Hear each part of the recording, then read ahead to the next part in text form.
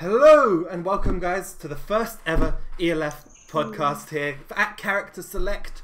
I am your host for today's show. My name is Jems. A lot of you guys don't know me, but I've been here around doing all the production in the backstage. And joining me today is the lovely Pun Life, Kwis and Robin. How are you guys doing today? Hello. Oh, not too bad, not too bad. Thank you for having us. Feeling good. Feeling good. Yeah, sorry guys who were waiting about, having a little bit of delay in the start.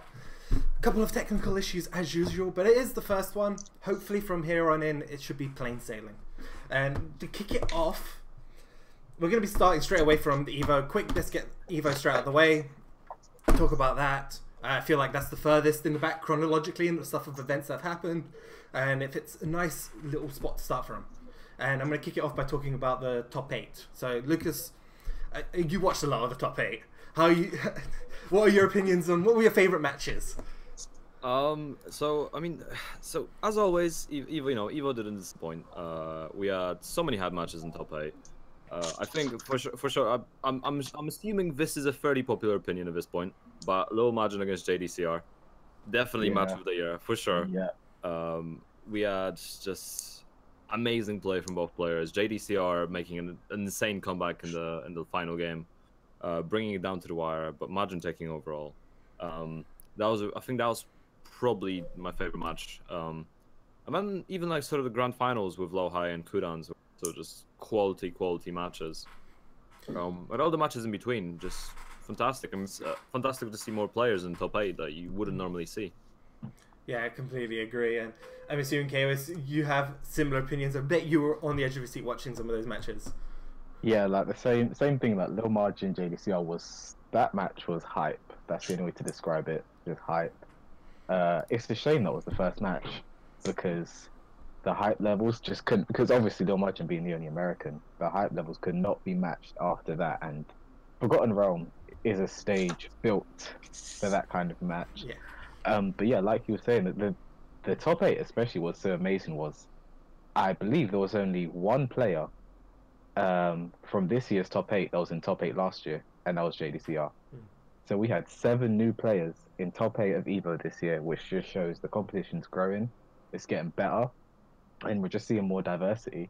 Yeah. And it's just great to see we did have 1 American, I believe 3 Koreans, a Japanese player, Book, who's from Thailand, I believe, and my counting's off, but yeah, just shows there that there was quite a bit of diversity in the top 8, which was great to see. Yeah, it really was. And I'm assuming, Robin, I don't know how much you watched. I'm assuming you watched just as much as the rest of us did, to be honest. But yeah, of course. Yeah, of course. Yeah, I remember because I was like out most of the day, and I was just like, oh no, like as soon as I got home at like 2 in the morning. I was like, wait, let me just like put this on real quick, and I was there until like God knows how long. But yeah, it was just like I was falling asleep in the beginning, and then yeah, that first match, like the Margin versus JDC, I was like awake from then. But yeah, it was like interesting to note as well as like the finals between Low High and Kudans.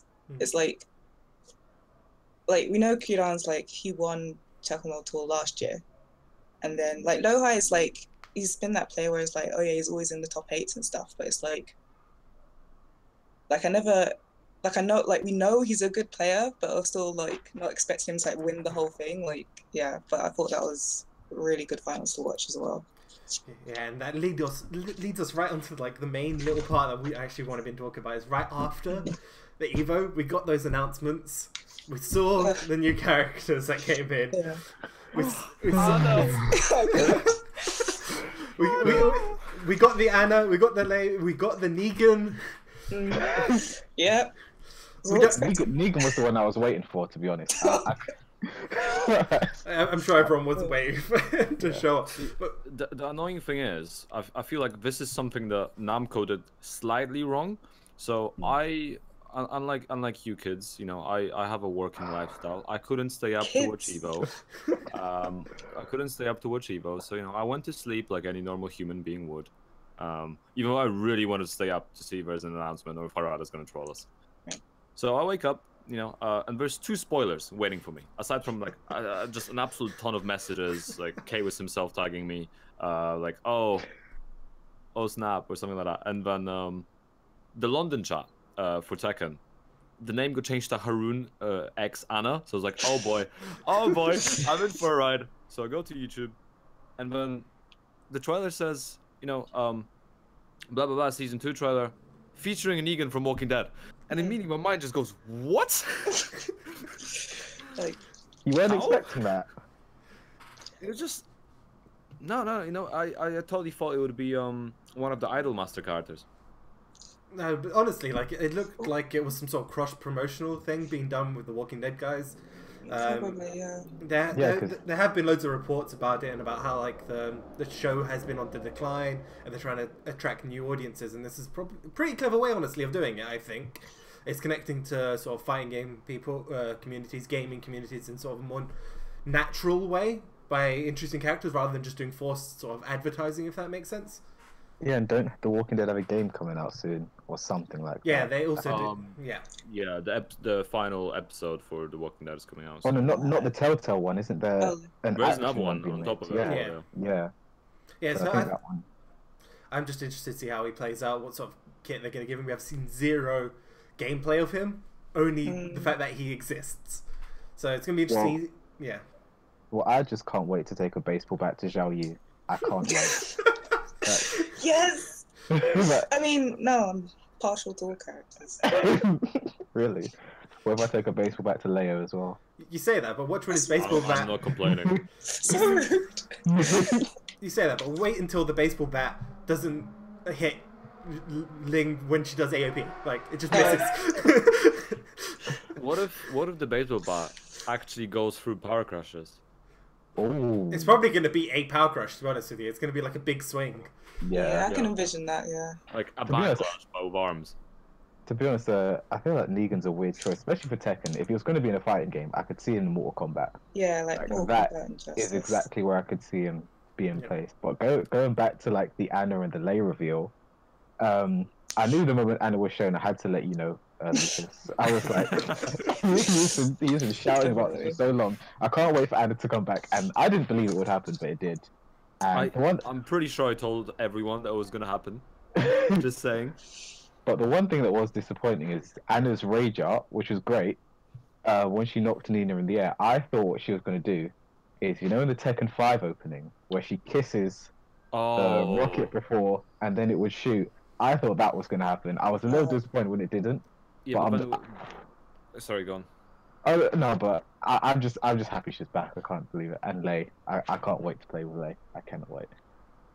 See, well, I think that whole point about the kiss as actually a freaking amazing point. It would have been a great detail if that actually was there. But then at the same time, like I just got a massive worry in my head that we're about to get like a second Miguel rage art if they did that. Oh, it's just too I long. can't Just waste really that long. much of my life for more rage arts. Like it's just please no.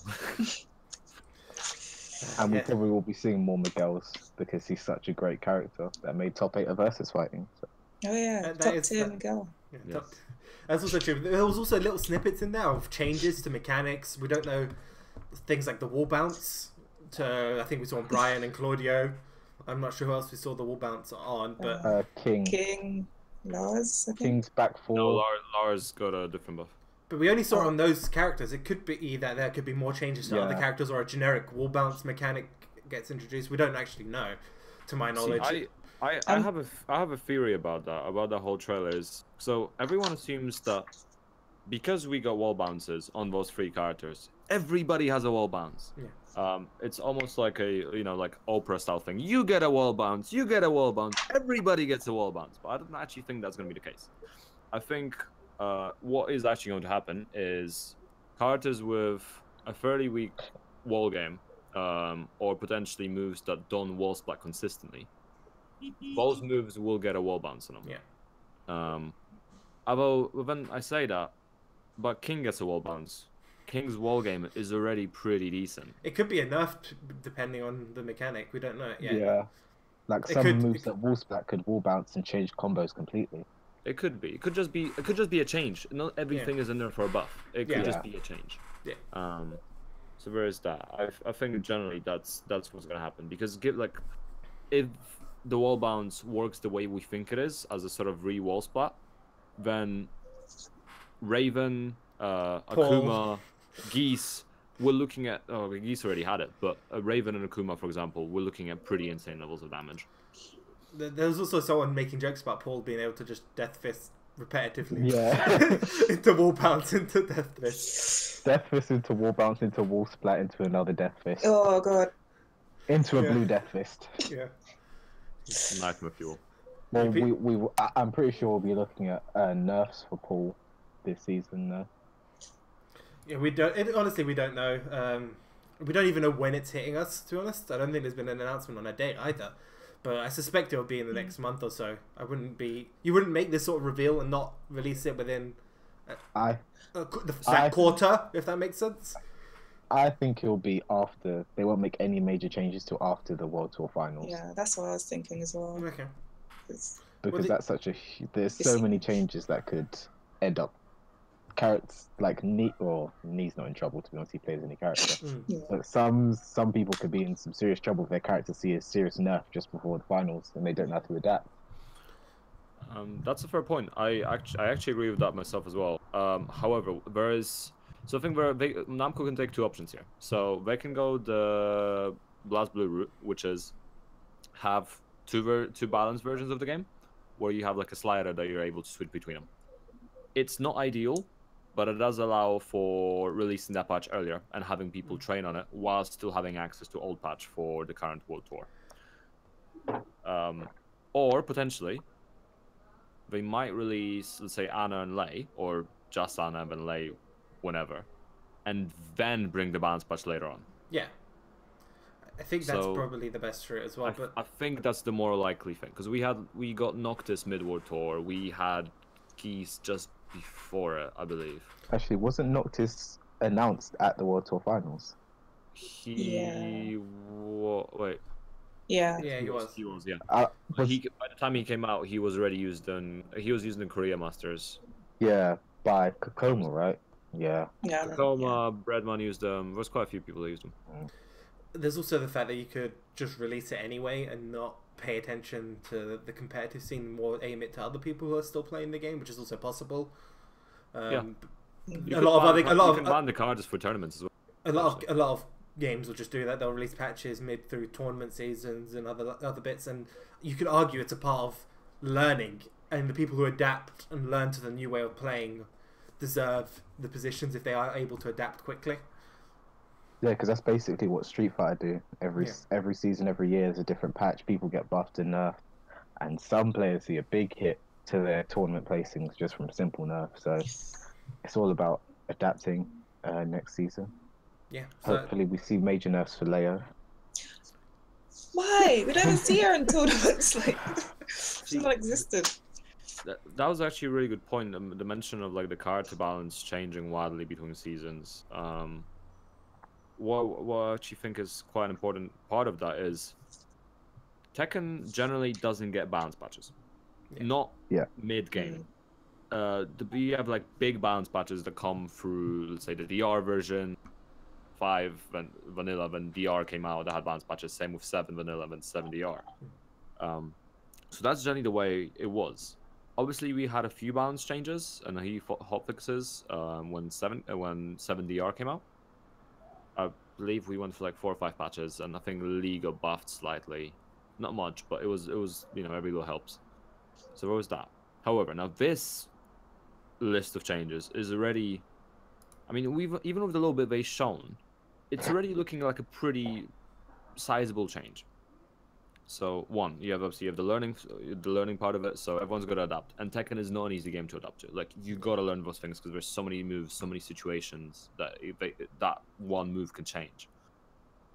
So that's one part of it. But the other part that I think is important to touch on is the fact that we can see a situation where a character that's, let's say, now low, at the moment low tier. So I think someone like Lee, I actually think this is very likely, where Lee gets buffed.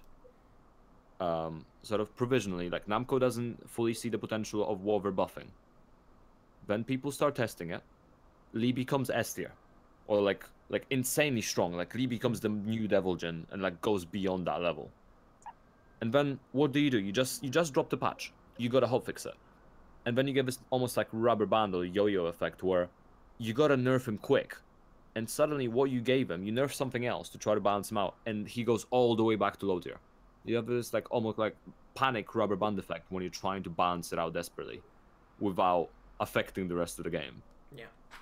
And considering there's, I guess, once Ana and Lei are out and once all the other cards are out, 44 cards in this game, so I think something around about that. That's a crazy amount of cards to balance out against each other as well. Yeah. Well, I think there are going to be some characters that will stay untouched because basically a lot of fine right now. I think it was confirmed that Jack and Paul are getting nerfs. Good. And there are some characters that do need buffs from when you see them, obviously, like you're mentioning Lee. But I think the huge majority of the cast will not have major changes done to them. Like, for example, my character Huarang, I don't see any changes nothing necessarily needs to be done. I feel the same. Maybe buff his back one, so it's plus on block. But other than that, I don't see any other changes that need to be made. Yeah, I don't see anything happening to Alyssa either, personally. She has her strong points and her weak points, so I feel like that just defines her as the character. So she does have a negative, so you pick her in specific matchups, sort of thing. Very matchup specific character, and that could be fine as well in terms of balancing. Yeah. There is one thing that's been annoying me though since the trailers. Everyone's talking about rage drives now because we see Steve has a new rage drive. Oh right, yeah. Then everyone's just assuming, everyone's going to get new rage drives now, but I don't see that. Obviously, some people may get new rage drives, but Steve maybe needed one because his old rage drive was ranked normally one of the worst in the game. But I think it'll be a case of it's the same the way Huarang has it. So you have two rage drives, they're different inputs. You don't have to pick one at the start of the game. It's just here's what rage drive 1, rage drive 2, done for different situations, and that's basically it. I don't see everyone getting new rage drives. Although it was interesting to see Lei having five rage drives, I believe. About 3 of them launch and 2 of them wall splat from far away. So one of them's a low launcher as well. Let's just add that. Okay, so that's going to be interesting when Lei comes out. See how that's going to be balanced. But yeah, I don't see every character getting rage drives now. I feel like I feel like Lei's balance is going to be purely just on the number of moves he has to you have to remember with him. Yeah, because he does have 2 billion stances. So, but I'm just happy to see him back. When he was revealed, I heard the music, saw him in the Dragon's Nest, martial law versus Lei Wulong in the Dragon's Nest. I screamed. I screamed like a little girl at 3 a.m. It was beautiful to see. It was just old school Tekken, even though Lei now does look homeless. So yeah, like, so I mean, a lot of people they probably don't even play Lei, but it's just like he's sort of part of what makes Tekken, you know. So it's well, why isn't he in there? It's like now it's oh, it feels more complete, you know. Yeah. I mean, I'll probably try him for a week and then be like, I can't do it. But yeah. And he does look like the only Tekken character who's aged for some reason. Yeah. Everyone else. Have you know Anna and Nina were in cryogenic sleep, so it makes perfect sense. Okay, that's 2. There wasn't a time difference between 6 and 7, like a week though. This is where the confusion for me comes in. I don't think there was much of a time leap between the 2 games. Part of it, but then between 3 and 4, and I think 4 and 5 was actually a while, and 2 and 3 as well. There were a few years between them, it wasn't anything major. Yeah, also, I think you've answered the question from chat as well, Robin. Which was, what are your thoughts on Lei, and would you and did you use him in previous versions as well? I think you've kind of announced how you feel about that already. I think they'll just buff Lee so Tom can stop complaining. Yeah, buff Lee. Right. Just to mention, so you mentioned the timeline thing quickly. So Anna's age, I just looked up on Wiki. She was 18 in Tekken 1, 20 in Tekken 2, 39 in Tekken 3, 41 in Tekken 5 to 7. But she's physically 22 because she was asleep, cryogenic sleep. Wait, from Tekken 2, wait, say that again? Between Tekken 2 and Tekken 3, there's 19 years. Oh, okay, okay. Okay, well that makes sense because that means Jin was born in that time. Yeah, okay, yeah. My brain just had to like compute that. So on that, I think we're wanting to talk about the future of Tekken, so future events, what's been happening as well, just overall.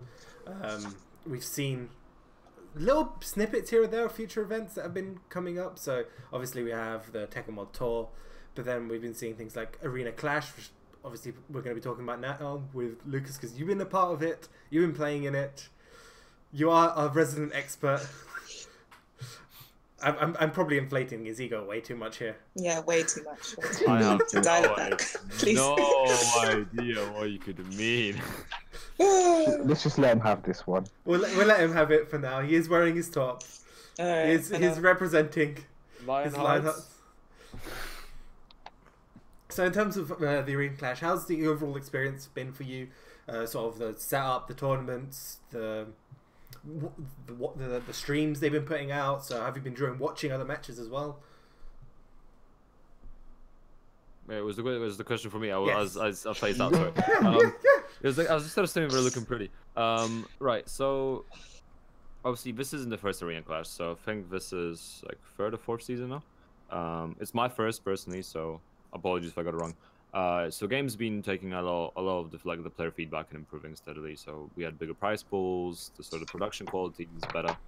I mean, they have Eternal Dragon and Abominable doing the commentary, so that's a massive improvement already in They production. do great commentary, by the way. Just shout them out. They did absolutely fantastic. Still could take some tips from me, but you know he still does great. Hush. So that's a bonus. So we're improving. Also, so obviously this season we had a start of the Challenger League as well, which is nice. So obviously not everyone will make the the top team, but this Challenger League gives the players a chance. So newer players or players that are still climbing the ranks, so they're able to now play as well. And there's still a pretty decent prize. I should know because I just won it. What's the Big up price? London. Mic drop. I'm not gonna drop this mic for the records. Just bought it. Not dropping this one. But yeah, so it's a nice opportunity for players. Even though there isn't like really a stream or anything for it, it's still nice to get the opportunity. And it helped me personally and a few other players because we simply couldn't make the finals due to like personal stuff. I'll be too busy playing Devil May Cry at Gamescom to attend finals. But speaking of finals, we're going to have Insomnia 63. We're gonna have like the massive Arena Clash finals between Bradford and London. Yeah. Which it's shaping up for a pretty epic battle. I mean, Bradford team is looking really strong. They have three, pretty much just absolutely new school players. They've only essence of new school. Yeah, essence of new school. They have an amazing work ethic, effectively, or learning ethic. We know what we're doing in that sense. We're cooperating really well with each other to keep learning and adapt. So it's going to be interesting. On top of which, they play very high-powered characters. So you make one wrong move, and they do capitalize on it. Who's our current London team that we're facing then? So just so you know, Senpai Shiki and Amos King. So this could realistically go either way. It could go either way. But we'll see. London is our city, so I'm always going to root for London. But at the same time, I do want to see how Bradford do because they've been performing really well. Yeah, at the same time, I think they're still new players. Not to take away from their achievements and from their play style, they're still new players, and I think they might still learn some lessons from the sort of. I say the very new players, but the current London team isn't exactly old school either. I mean, Amish King has been playing for a while. Yeah, he's been playing for a while. Just so now has been playing for a while, but compared to sort of the last team, which was, I believe, Gusain. No, was it Gusain? Isn't it Rukang? Rukang Phantom and Blue Majesty. Yeah, that's a. They're all veterans. Team. That's a very old school team. Mm. By comparison, whereas this one is a lot more new school. So but it's still it's more like new blood more than anything than just saying their new scores. Like it's a completely. They've still been around for a while, but they're relatively new. Like when so when you see like players like Shiki and Josu, you know, those are players who will just pick up any character they feel like in the moment, and that's what I feel like is quite a new school thing to do, is just play as many characters you can, get to a high level with them, not just messing about. Like, because those are two players I play quite often, and when I do play them, it's like, okay, what character are they picking today? They'll range. Actually, both of them play quite similar characters. To be fair, they both play Jin, Dragonov. I know Justino's working on a Hwoarang. Steve. So it's not going to be easy for the Bradford team, but it's not a walkover for London either. Yeah, I think both teams will have to be careful, and I do know Risky Luck. Is it Risky Luck? Yes. He recently did hit Mighty Ruler in ranked, but I was on PS4. Don't downplay it. Let's not downplay the achievement. He's a good player, and he's proven his time and time again. So. And Shiki himself recently hit Mighty Ruler. Yeah. So it's shaping up to be a clash of the Titans, and I can't wait to see what happens. To be fair, I will be rooting for London all the way. Even though Shiki's Hwoarang does need some work, someone does need to help him with that, because it's just horrendous to watch at times. But yeah, we just I can't wait, to be honest. It's going to be interesting. Very, very interesting to see the way the Bradford boys have grown. Their level of growth, like in such a short period of time, is I've never seen anything like it. To be fair, I believe I was talking to Stu, and he said last year they were struggling to hold green ranks, and now look at them, they're all in red ranks, all doing quite well. So who knows how this is going to go. I personally cannot wait. Yeah, I've been seeing that everywhere. People saying about the crazy speed of improvement coming out from those guys. If they keep it up, there's going to be points when they get to where they're going to hit walls, where they're just going to struggle. It doesn't look like they've hit that yet. At the moment, it seemed like the main wall they hit was last year, as you mentioned, when they were struggling to stay in green. They passed that. They figured out like the core fundamental problem, I think, to their mechanics or their strategies or whatever they were applying in game, and then since then they've just been, or they've changed potentially even their strategy of improvements. They've gone back, they've started rewatching their matches, rewatching their own mistakes, figuring out, okay, I do this a little bit too much, this move on this character, and I keep getting punished for it. I need to dial it back a little bit, and they've adjusted, and they've just shown how much you can improve if you just sit there and probably focus on your improvement strategies and what areas you need to focus on that are weak to you. Because I have played Goki in the past, just come across him in ranked, and I played him once. Then there must have been like a week or a 2-week gap. I played him again. It was like playing a completely different person. The way they're just able to, I can't speak for them. This is just Goki, but the way they just it just seemed to evolve in such a short period of time. I mean. Yeah. It's like he is using Akuma. That does take a few points away from him. You know, his fundamentals are a bit shaky, but yeah, he's like the right now. There isn't a wall, foreseeable wall for them right now. Definitely, I'd agree with that. I'm in a similar boat because I'm at that point of the process where I'm learning and trying to figure out, so I can completely see where they're coming from it. Recently I've met, I think, what was it, Cholimitsu in ranked when I was sitting. Ended up playing him for a couple of matches, which was fun to play, and it was close at the beginning, but this is the thing, experience in this game is invaluable. He's been playing for far longer, and obviously when you get things like being able to read players becomes a lot more naturally, changing up your play styles, things like that. Those things come with time, and I feel like the London guys have a lot more time put in, so they can use that to their advantage. See, you say that, but I think this is. And Lucas, you've cut off your mic. What? There we go. Your mic cut off. Start again.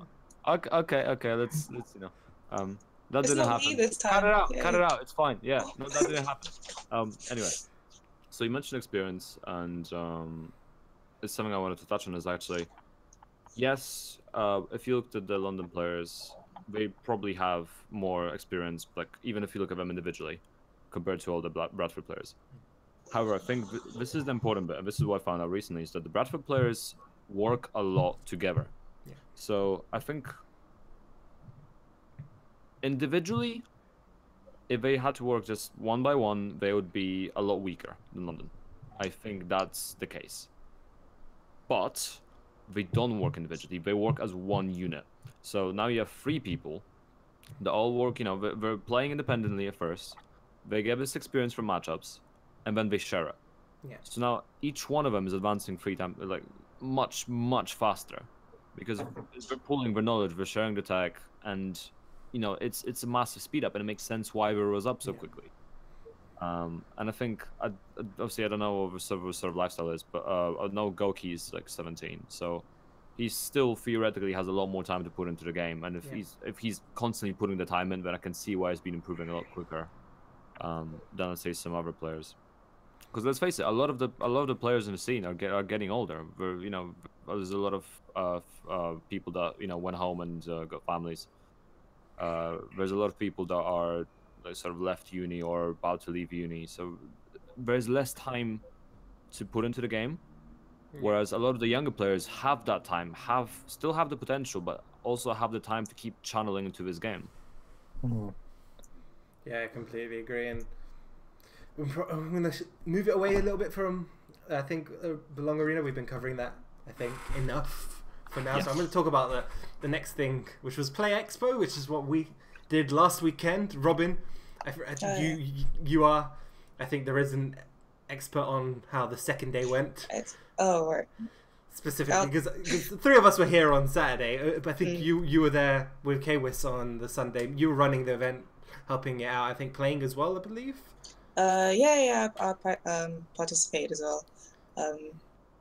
Yeah. So how did you do? I did all right. Okay, so for those of you guys who don't know, who are in the chat, Play Expo was a local convention hosted for the first time in London.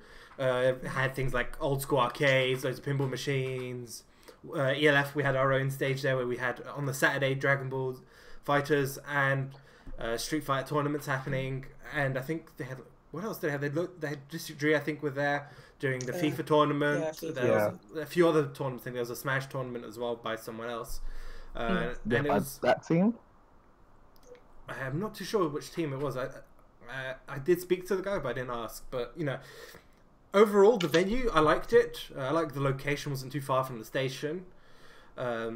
Entrances, I'm not sure how entrance was like for most people. It seemed fairly okay to get into. In terms of, I think, attendees, huge number of people. We saw people of all different ages walking through. A lot of kids, a lot of new people that were interested. I think is what I should say, in fighting games, who came to talk to us. I know I ended up speaking to quite a few people who weren't ELF members, who were asking us about tournaments and so forth. And also, the Play Expo tournament. I mean, Robin, we don't have a stream for this because there was no internet at the venue, so you're going to have to recap this for us. But yeah, there was like, let's see, how many entrants were there? There was like, I know we had like 40 something. There was like 4 pools. 47. Yeah. Oh jeez. Yeah. So it was like more than like double what we had on Saturday. But yeah, there was like, so four pools. That was sort of, I think they were pretty much running concurrently. And yeah, there was just like no pool was safe, even though it was like, it's not a huge event. It was just like, I looked at my pool, like I was in pool 1. I was like, yeah, there's no way I'm making it out. I had, what was it? I know, yeah, Kane and Trench was in my pool. Who else? Oh yeah, we were in the same pool, weren't we? Oh yeah, we were in the same pool. We didn't even get to play. So I think. Yeah, there was Kane and Trench. Yeah, Strider. Haroon, the chef. Oh, yeah, it was a pretty stacked pool. Yeah. Stuff like those 4 players alone. Yeah. But yeah, it was a good event. Like in the finals as well. Like no, it was I think I can't remember exactly what match it was, but it was to get into grand finals on the winner's side, and then I think Rukang took it against Kane. Like, was it like 2-0, wasn't it? Yeah, it was like 2-0, but it was like 6 Oh rounds no! straight. Oh, that was the first. That was the first match of Yeah. top 8, and that was Yeah. Wu Kang versus Kang. And Wu Kang was on a tear. I was like, something took over. It was just like, no, I'm winning this. Like like watching Wu Kang in that game. His jack is a scary opponent. Cheers. Like, but I heard we also had some surprise knockouts by certain someone who ended up doing pretty well. Oh yeah.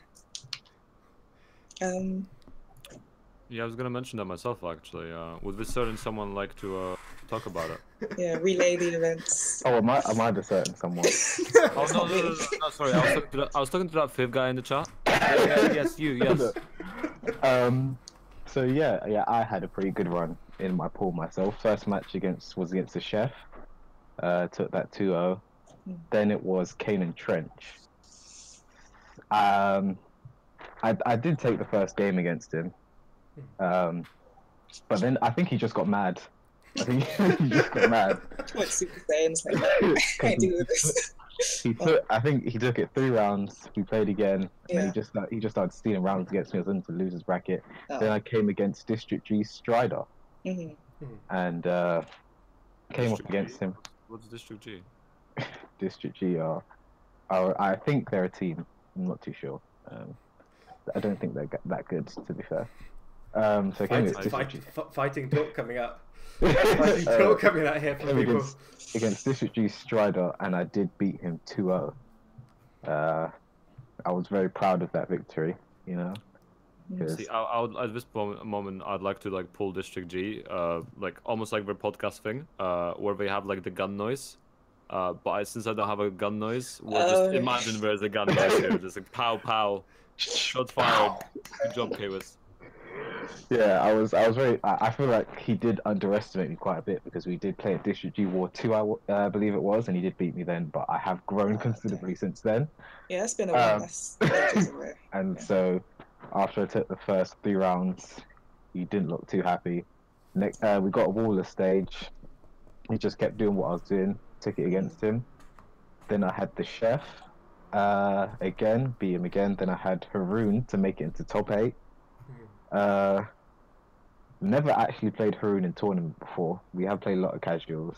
We do share a lot of information, playing the same character and everything. Yeah.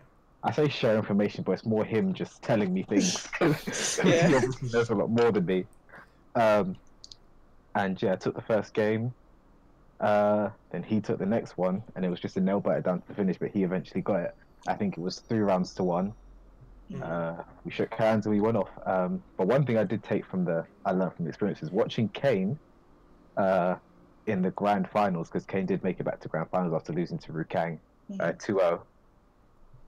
Kane went two games down to Rukang. Rukang was 1 game away from taking the whole tournament. Kane brought back, getting the reverse sweep, winning 3 games, then winning 2 straight. Rukang got 1, but then Kane took it straight away. And one thing I learned is that I feel like that's the one thing missing from my game right now, is that mental fortitude to take a loss. Because those losses to Rukang were bad. He took those losses, came back, thought about it, and he just beat him 10 times harder. I feel like that's the one thing that every player needs to have, is that mental fortitude to just adapt, take a loss, adapt, see what you did wrong, and then just go back in and do your best. And that's exactly what Kane did. Well done on him to win the tournament. And a special shout out to Gosane, DS Elf Gosane, for making it to 3rd place. That's the thing. Those sort of experiences you can only get from tournaments. You don't have the same sort of stress, the same anxiety that you might get when there's things like a stream, cameras looking at you, when there's money involved, different situations which force you to potentially be in a little bit more heightened state of mind. You're worrying a little bit, and that overcoming that comes just with time and practice and being in that situation in a consistent fashion. And I feel like the more people we keep seeing entering tournaments, whether it's online, whether it's Belong Arena Clash, the quicker we'll see improvements overall as well for Tekken and just in fighting games in general. Yeah, and that's obviously the only way to get that is just in tournament experience. Yeah. That's the only way, because you can't make, like you said, you can't make those kinds of. Because I remember playing my match against Kane. Even though I had my headphones on, I could hear Alan Vindaloo behind me with his camera going, and K-Wiss is going. He's about to take the first game on Kane and Trench. Just hearing that behind me, I was like, oh my gosh, I'm on camera right now. I might be where I actually do this, and then so, like, that's just stuff that comes with time. You just need to put time and go to tournaments, and eventually, hopefully, you'll develop that sort of the clutch factor that is needed to win a tournament. Yeah, I completely agree with that as well. Like, but then what I want to add to that actually. So yeah, sure. You need like tournaments help you develop this sort of mental fortitude, especially when you start off. A lot of the people will be going to like that's the FGC. There's so many people with a lot of knowledge, and when you start off in FGC, you're not going to be seeded in any tournament you enter. So you're probably going to face opponents much tougher. And so you're always gonna be the underdog for a while, and that helps. That helps get your mindset in order. But then I think another sort of factor is that what kind of tournament you're at. Yeah. I remember one of I think it was either my first or second tournament. It might have been District G World 2. I was playing someone that had like an entourage of friends. Yeah. A lot of tournaments you might just face someone that's alone, and that makes all the difference as well. If it's just one-on-one, no one's saying anything. You don't really have to try to drown things out. You can just play the game and you're fine. When you're in a room full of people that all want your opponent to win, and in some cases some of them might be trying to shout you down and distract you at the same time, that's a whole different experience as well. Yeah. And that does happen sometimes. Not often, especially in the sort of like top 8s and grand finals. That it's a lot more rare. But it does happen, and I feel like that's a whole another state in itself as well. Like smaller tournaments, you won't experience it, but then with bigger ones, someone will come with a group of friends. I think there was actually a controversy about it with Menardi at some tournaments before, where his friends were shouting people down during the tournament, and it's insane. Like trying to deal with that as a player, it's absolutely mentally draining. I had a similar experience myself, but I was out of a tournament when I had my money match, where you have where majority of the room is against you, even if they're not. The great thing was the NBA guys were really nice for the most part, but it's still like the atmosphere in the room is against you. They want your opponent to win, and being able to not tilt against your opponent if you're losing, but then also withstand the sort of the pressure of the crowd. And the whole environment around you. I think that's really important, and that absolutely you won't be able to learn that anywhere else. Yeah, there is no way. Like even you could be streaming a lot and you could be used to people watching you, but you can turn the chat off, you can unsee the chat, but you cannot turn the crowd off at a tournament. And I think that's something that's also vital. Definitely. Yeah, I completely agree, and I think we have a few more topics to bring up. I mean, I think we've covered a lot of the Play Expo side. I think it was a great event for us as well. We did have a little hiccups as usual, but it's our first time in that venue. But apart from that, I feel like most of the people who were taking part in the tournaments had a lot of fun. From what I heard from the people I saw on the first day, the guys who were actively playing seemed to enjoy it heavily, and I'm glad how well it went. And I think that to move on to the next point, I think we had a few sort of brand new topics. I think the first one actually is just announced only a couple hours ago, so this is fresh. It is the ESL UK Summer Skirmish. That just got announced literally a couple hours ago. I think it's Kane and Trench versus I'm not sure how to say Fumakin. My teammate Fumakin. One of the northern players. Really nice lad. Plays Jack. Absolute joy to sort of chill around with. I had a great time talking with them at VSF. Yeah, so that's coming up. It's an invitational style event, so we don't know the other 6 players yet. They've only announced the first 2. Not sure on the seeding or the criteria to which the players were chosen, but if we're going to garner a guess, different regions, they're trying to grab people across the UK, different communities, trying to grab people just spread across who have a name in their selected communities. That's probably, I think, a fair assumption to make on their criteria. Yeah, I was looking through the actual official Facebook post for it as well. It did mention they'll be bringing in the top players from the UK and Ireland. Yeah. I do believe, I'd put a bet on BBC Fergus in that as well, hopefully, because who doesn't love a Kane and Trench versus Fergus showdown? Hopefully we get to see that. The classic, yeah. Yeah, that's the UK classic, and Ireland. But yeah, so it does look like we are getting players from. So we do have the first player mentioned is Kane and Trench, possibly the greatest player in the UK right now. Because it will be very hard to find someone else who will disagree with that statement. Then we also have Emrys Fumacan from Scotland. So it does show that they are grabbing people from different regions for this invitational.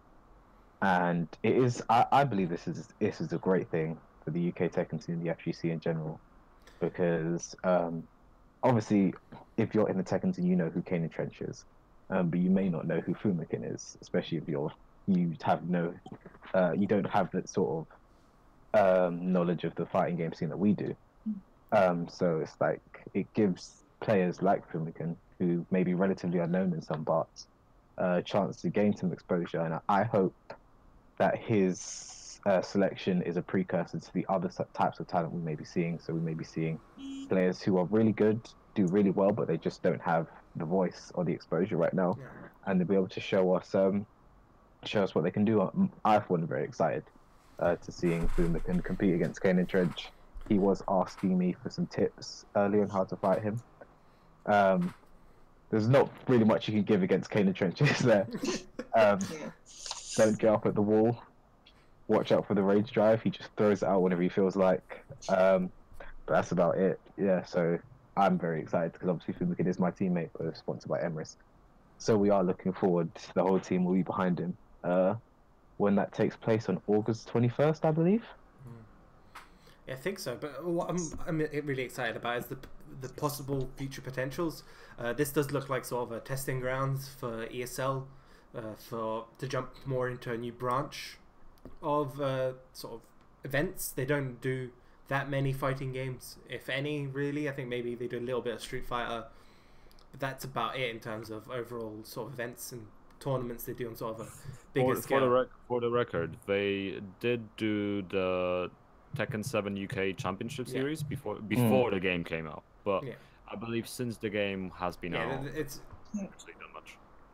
So this feels like a new sort of shoe in the water again for them. They're sort of testing the grounds. They're using ESL UK, lovely group of guys and girls who do brilliant events up in Leicester. Their studios up in Leicester.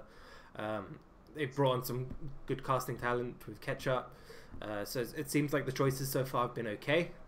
And I hope people do show support, because it's one of those things, the more people show support to stuff like this, the more support overall we'll be getting for other events in the future, and that's just great for everyone involved.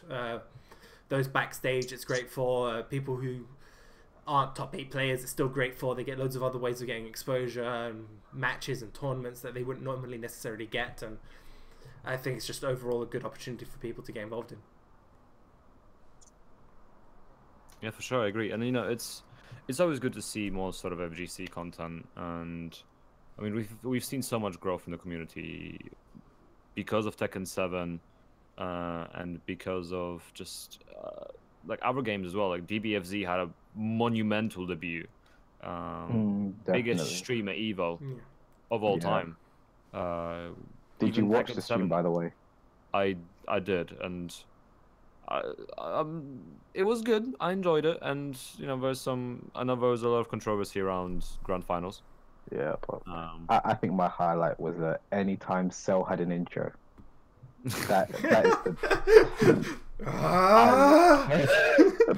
the absolute that was the best part of, I think, the best part of Evo, Cell's intro.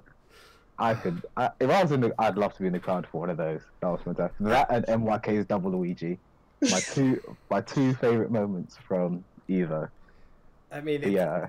you say that, but it still doesn't top versus fighting and the Paul shouts.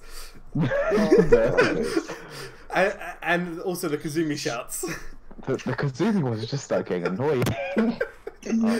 I'll have you know the poll ones were actually quality, and Oh yeah. I actually know one of the people that was doing it. So shout outs to Thank Jihad you. from Elf. I was on the other side. Yeah. The pull shot that was fantastic, especially when it was timed perfectly. There's not a better moment for that. The best time he end combo enders or his intro. We just know you can do it. It was a really good crowd as well. Something that's worth mentioning. You could definitely like feel how much energy the crowd had. Yeah. I mean, if you think about it, so the EU players did incredibly well at VSF by themselves, but when the crowd themselves single-handedly took a game from Zhongding and a game from JDCR. Yep. Honestly, I felt bad. Yeah. I felt bad watching that when we saw JDCR switch to Hachi just because of the crowd. Honestly, I props to him, honestly, for that one. I couldn't believe we did it to Zhongding as well. Yeah. Play Chloe. But the Heihachi one was so hyped because first of all you had the pick, then because Kokoma was using Geese had the special intro. Oh yeah. And the Mishima line ends here. Like that made it so much better.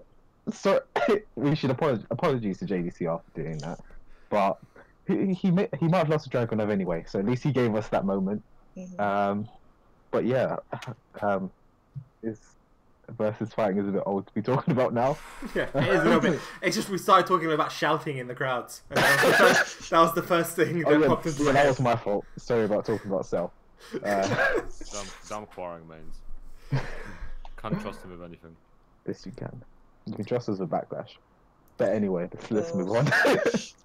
Honestly, I think that's actually about it. I think we've covered everything we want to be covering in our first episode of the ELF Character Select podcast. It's been great hosting for you guys. Thank you guys, Pun Life, Kwis, Robin. Thank you guys all for joining in. This has been a great first. We'll definitely be having you back, Kwis, in the future for other events. You've been great. Wait, we will? Thank you. I was planning for this to be like a one-time only, like never have him back again. Forget he exists. He's gonna replace you, Pun Life. He's gonna replace you. Yeah, definitely. And next time you'll actually get my face. Well, no, actually, that's true. Like, this might be my first and only podcast. Yeah. I've been diagnosed with ligma. Oh my god. Okay. Can we shut off his mic now? So enough sub stories from Pun. Thank you for you guys for joining me here. Thank you guys in the chat for tuning in. I've been your host, Gems, and I think that is our first ever show. Good night. Yay. Thank you all for tuning in, and hopefully you get my face next time.